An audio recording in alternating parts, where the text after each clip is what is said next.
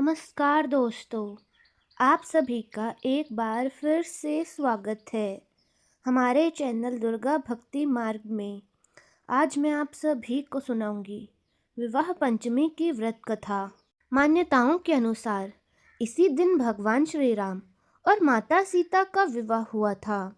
विवाह पंचमी के दिन माता सीता और भगवान श्री राम का विवाह प्रसंग अवश्य सुनना चाहिए। इस दिन भगवान श्री राम और माता सीता के विवाह प्रसंग को सुनने तथा पढ़ने से वैवाहिक जीवन में खुशियां आती हैं। आइए सुनते हैं विवाह पंचमी की व्रत कथा।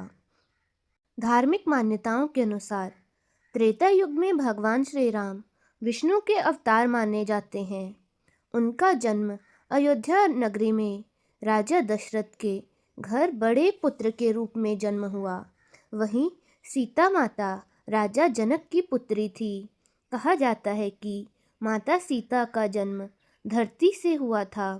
राजा जनक हल चला रहे थे। उसी समय उन्हें एक नन्ही सी बच्ची मिली थी जिसका नाम उन्होंने सीता रखा था। इसी वजह से सीता को जनक नंदिनी के नाम से भी जाना जाता है। कहा जाता है कि एक बार माता सीता ने भगवान शिव के धनुष को उठा लिया था, जिसे परशुराम के अलावा और कोई नहीं उठा सका।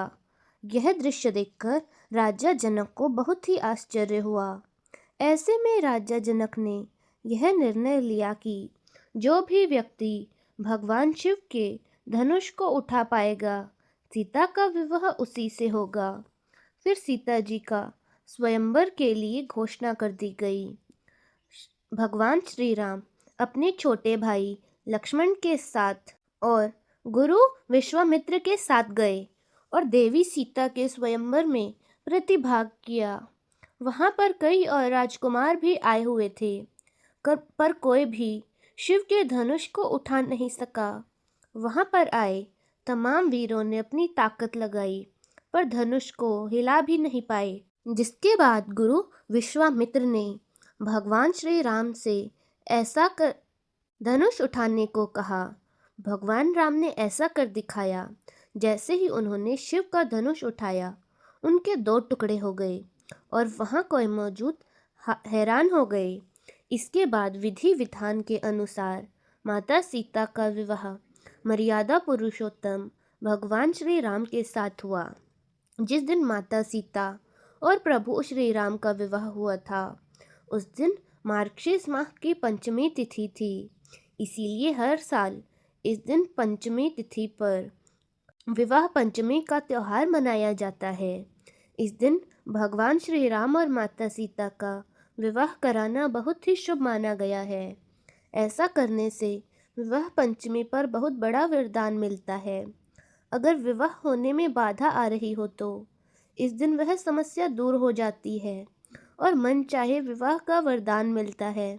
वैवाहिक जीवन की समस्या का अंत भी हो जाता है। भगवान श्री राम और माता सीता के संयुक्त रूप में उपासना करने से विवाह होने में आ रही सारी बाधाएं दूर हो जाती हैं। इस दिन बालकांड में भगवान श्री राम और माता सीता के विवाह प्रसंग का पाठ करना चाहिए। संपूर्ण रामचरितमानस का पाठ करने से पारिवारिक जीवन सुखमय होता है। तो चलिए जानते हैं कैसे करें भगवान राम और माता सीता का विवाह। सर्वप्रथम राम विवाह का संकल्प लें, फिर सीताराम विवाह का कार्यक्रम आरंभ करें। भगवान श्री राम और माता सीता की प्रतिमा मूर्ति स्थापित करें। भगवान श्री राम को पीले वस्त्र और माता सीता को लाल वस्त्र पहनाएं। फिर भगवान श्री राम और माता सीता की विधि विधान से पूजा करें, नैवेद्य फूल अर्पित करें, भोग लगाएं। उसके बाद फिर उनके सामने बालकांड में विवाह प्रसंग का पाठ करें। ओम जानकी वल्लभ नमः मंत्र का 108 बार जाप करें। इसके बाद माता सीता और भगवान राम का गठबंधन करके उनकी आरती कराएं। फिर उनसे अपने विवाह से जुड़ी समस्या का समाधान की प्रार्थना करें। आखिर में गांठ लगाए वस्त्र को अपने पास सुरक्षित रख लें। ऐसा कर लेने से आपकी सारी समस्याओं का समाधान हो जाएगा और आपका वैवाहिक जीवन सुखमय बीतेगा। तो यह थी आज की कथा। प्रेम से बोलिए भगवान राम की जय हो, माता सीता की जय हो। तो दोस्तों, कैसी लगी आपको हमारी आज की यह कथा? कमेंट्स में ज़रूर बताएं। धन्यवाद।